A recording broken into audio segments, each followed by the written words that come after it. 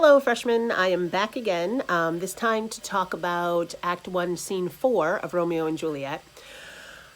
So this is the scene that has the Queen Mab speech in it, and your assignment for the beginning of the week is going to be to sort of illustrate your own version of Queen Mab. And you can either do it in separate little drawings or you can do it in one big drawing. I have a specific version of Romeo and Juliet, and they have a drawing of Queen Mab. And so this is what they have done. I would ask you not to copy this or any of the other drawing examples that I gave you, but instead to do your sort of version of the details that Mercutio gives. So when Act 1, Scene 4 opens, the gentlemen, Benvolio, Mercutio, and Romeo are on their way to the party at the Capulets. And again, it's going to be a masquerade party, so they're all going to be wearing masks. So nobody will be able to tell who they are. And so that's how, even though they're, the enemies of the Capulets, supposedly, the Montagues and the Capulets are fighting, they can get into the party because they'll just wear a mask and nobody will be able to tell who they are. So one thing that I wanted to look at, there's a quote from Romeo where he says, "You have dancing shoes with nimble soles. I have a soul of lead, so stakes me to the ground I cannot move."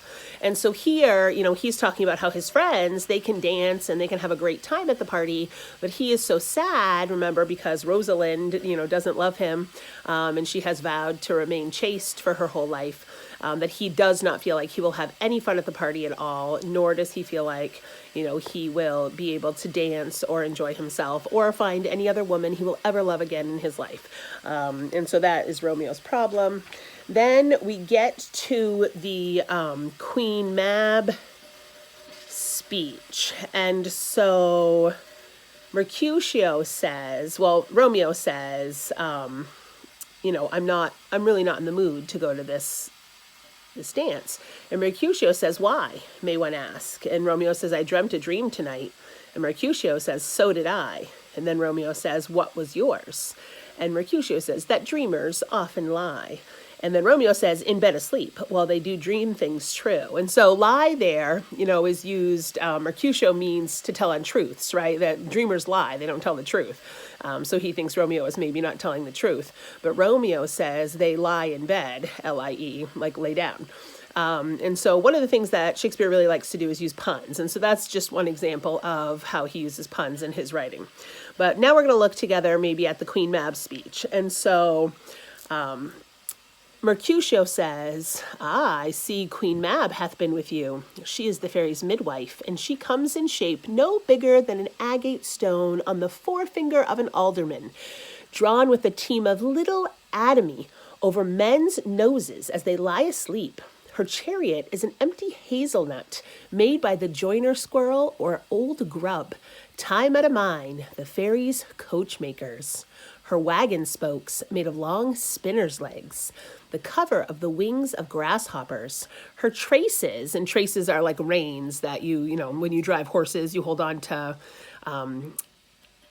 ropes that we call reins. Her traces, I lost my place, of the smallest spider web, her collars of the moonshine's watery beams, her whip of cricket's bone, the lash of film, her wagoner," which again, you were confused by wagoner. A wagoner is a little guy who drives a wagon, basically. "Her wagoner's a small gray-coated gnat, not half so big as a round little worm, pricked from the lazy finger of a maid, and in this state she gallops night by night through lovers' brains, and then they dream of love." And then it goes on to talk about all of the people that she visits. And basically the idea is she visits everyone, right? Everybody dreams. They talk about courtiers, which are like people who go to, ask women to marry them, lawyers, ladies. It talks about a parson, which is like a minister. It talks about soldiers. And so everyone, right? Everyone has dreams. And so Queen Mab is the one who brings the dreams to everyone all around. And so that's the idea behind her. And then finally, the last question I had asked you for this particular scene asked about Romeo's final speech in this scene. And he says, "My mind misgives some consequence, yet hanging in the stars shall bitterly begin his fearful date with this night's revels, and expire the term of a despised life closed in my breast by some vile forfeit of untimely death." And so Romeo has this feeling, this like really bad feeling about the night. He does like one of the reasons he doesn't want to go to the party is just because he's sad and he, in love with Rosalind, and he doesn't think, even if she sees him, it's not going to make her change her mind. And he doesn't think like Benvolio had suggested, ooh, if you see her, next to other ladies, you'll see that there are other ladies even more beautiful than she is. But Romeo doesn't believe that will actually happen. And he has this really bad feeling of foreboding, basically like a feeling like something really bad is going to happen, even that might end up sort of leading to death. And so that's another reason why he really, really doesn't want to go to this party. All right.